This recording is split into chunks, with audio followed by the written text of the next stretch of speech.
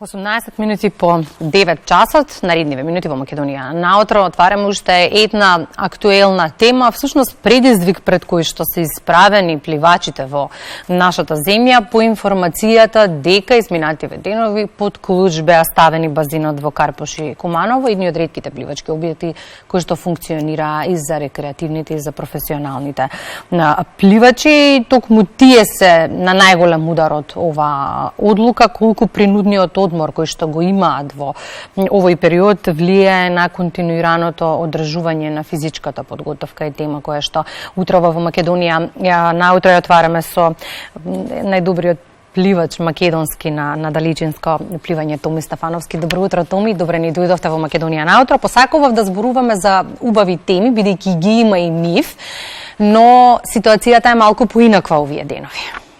Па, добро утро и добро ја најдов.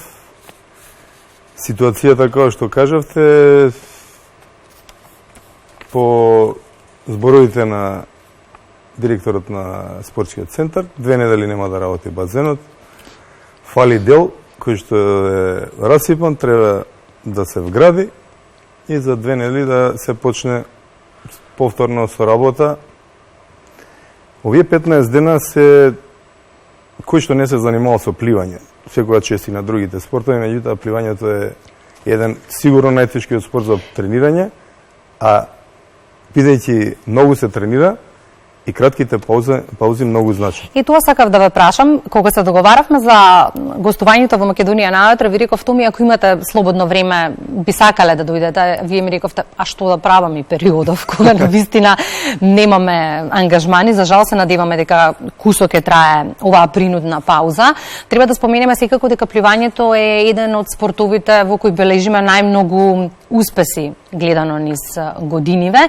И сега некој ќе каже, па добро, се работи за кратка пауза, колку би можеле да изгубат пливачите, колку е навистина ќе биде загубата и за клубовите и за пливачите? Па загубата не е се само овие 15 дена. Нас многу повеќе ни фали од делот на базенот Карпош. Многу делови недостасуваат за приказката да се тера како што се тера во сите останати држави.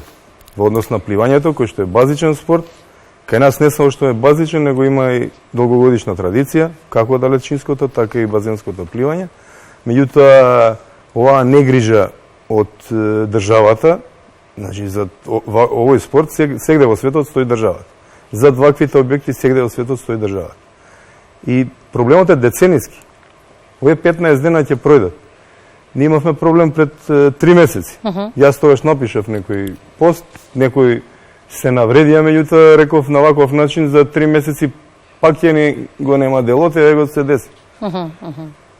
Значи треба малце на повисоко ниво да се стават тие работи, да се разговара, да има дебати, бидејќи кај нас недостасуваат дебати, па ќе дојдеме до тоа дека и термините на базените не се како што треба дадени. Па ќе дојдеме до тоа дека имаме и 50 метарски базен, кој што во моментов не е празен. Значи имаме објекти во Скопје барем, затоа и пливањето било на тоа ниво, бидејќи сме имале 2 стварно убави објекти за пливањето, да се одржува на едно високо ниво како спорт. Меѓутоа тие објекти кои што се изградени од граѓаните на Скопје, моментално ние се снаоѓаме, моментално идеме на базенот, малиот базен на Олимписки. Тука се целото пливање на Македонија е таму. И тоа сакам да го прокоментираме. Според информациите споминавте, не е овој дел кој во моментов недостасува, не е единствениот дел кој недостасува. Имам информација да речеме дека години наназад клубовите бараат начини како да се организира во континуитет процесот на тренинзи, па одат до таму што изнајмуваат базени во хотели во странство како би се организирале тренинзите. Па овој период секоја година веќе, ви кажам, децениски проблем. Да не се лажеме дека тоа се овие 15 дена. Меѓутоа се потекнува од тоа што пред 13 години веќе ќе биде кога идев да го препливам каналот Ла-Манш, тогаш беше блокирана сметката на федерацијата. Денеска пак се соочуваме со истиот проблем. И тоа луѓето, бидејќи сепак во пливањето малце сме луѓе, имаат 2 базена, и на два базена колку луѓе може да работат и тие не може да потегнат некоја иницијатива која што ќе биде масовна. Затоа секогаш кога сум излегол, сум кажал да ги лоцираме проблемите каде се. Дебата мора да има. Значи мора да има дебата со луѓето што работат во пливањето. А тоа е многу едноставно. Ќе отидете наутро на едниот, на другиот базен, ќе видите луѓето кои што работат во пливањето и со нив ќе разговарат. Видејќи последните 3-4 години кои има проблеми со федерација, со све има проблем, гледам дека излегуваат луѓе кои што пливањето не им е важно. И они така секој збор што ќе го кажат не им држи, а многу лесно го кажуваат. И не можеме да не прашам какви емоции лично кај вас буди актуелнава ситуација, имајќи предвид дека споменавте дека и вие кога активно пливавте, истиот проблем се случувал. Па сега ако појдеме од тоа дека после толку години се надеваме нели на подобро утре, на подобри времења, на подобри услови? Пливањето во последната деценија од која и Карпош базенот има реално подобри услови од пред 20 години, последни 10 години, пливањето стана веќе спорт не само на професионалното пливање, бидејќи во времето пред 25 години кога идев на базенот Карпуш, наутро во 6:30 бев јас сам и пливав. Денешно време кога ќе отидете во 7 часот кога се отвара базенот, имате капачи, имате пливачи, потоа имате од друштвата за дечиња со посебни потреби доаѓаат таму. Па тоа е водата е средина која што на нив најмногу им одговара. Ви гледате децата кои ќе излезат од базен со насмевка. И на такви деца кои ќе видите на смевката, гледате дека тука се среќни. И треба малце подлабоко да се зборува за овој проблем, бидејќи не е толку едноставен. И споменавте целиот процес на тренинзи се одржува во моментов на 25-метарскиот базен олимписки. Тоа е да подсетиме малиот базен. Да, малиот. Како изгледа процесот тренинзите секојдневни во мал базен со различни категории и возрасти на пливачи? Да споменеме меѓу другото дека исто така добивме информација дека и оние пливачи кои што нели сега во моментов се таму, наплатјаат карта од 270 денари за влез. Тоа си е пракса. Тоа е проблем кој повторно јас сум го напомнувал кога сум бил гостин во некои емисии, меѓутоа повторно не се зема сериозно, бидејќи пак ви кажав, нема маса на луѓе. Да имаме 100 базени во државата, на тие 100 базени да има 50-100 пливачи, да има 1000 тренери, работата ќе биде на друго ниво. Меѓутоа во моментов ние имаме Скопје, Куманово и Олимпискиот кој што е даден под концесија. И проблемот, например, на Олимпискиот базен големиот, излегов од темата, значи тренингот таму реално не може да се одржи како што треба, поготоа што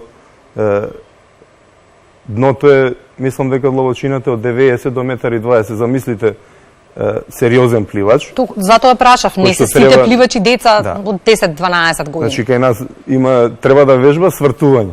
И на свртувањето секој гледал под вода на Олимпијадата дека треба да идеш длабоко. Замислите јас сега на мојот пливач да му дам да тренираме свртување и он на секое свртување треба крво и да му биде грбот, затоа што нема доволно длабочина.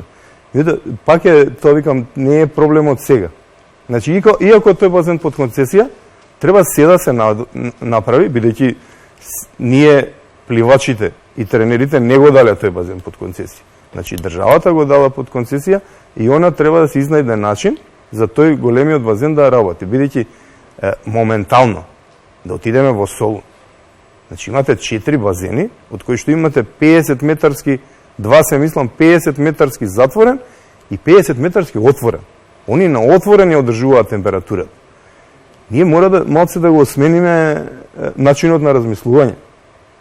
Значи, треба да биде базенот по правило од 25 до 27 да биде водата, надворешната температура си има правила.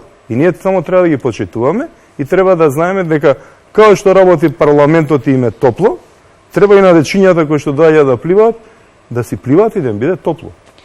И доколку така се размисле, проблемите се решаваат. Согласи Пливачка федерација? Каков е нивниот став на оваа тема? Па Пливачка федерација, кој што знаете, ние сме 4 години не знам на што сме, меѓутоа во моментов имаше минатиот месец избор на нов председател, кај што застанаа 90% од клубовите, бидејќи сепак тоа што се случуваше, се надевам нема да се случува понатака, беше за секаква осуда. И пак и беше на удар на тренерите што работат и на децата што работат. И тоа не го разбира ни агенцијата за млади и спорт, затоа што сите бегаат од проблемот. Проблемот мора да се реши. И треба да се свати секој што се нафатил за некоја функција, има одговорност, треба да се решават проблемите. Ние сме на Базенов, јас сум 45 години, имат по 30 години, 35, ние сме тука независно од тие луѓе што се вртат по агенции за млади спорт, по базените. И треба да разберат дека кој ќе дојдат треба да прашаат. Меѓутоа никој не прашува, него се научени да си решаваат, не знам каде ги прават разговорите за решавање на проблемите, меѓутоа таму каде што ги прават, не се решаваат проблемите.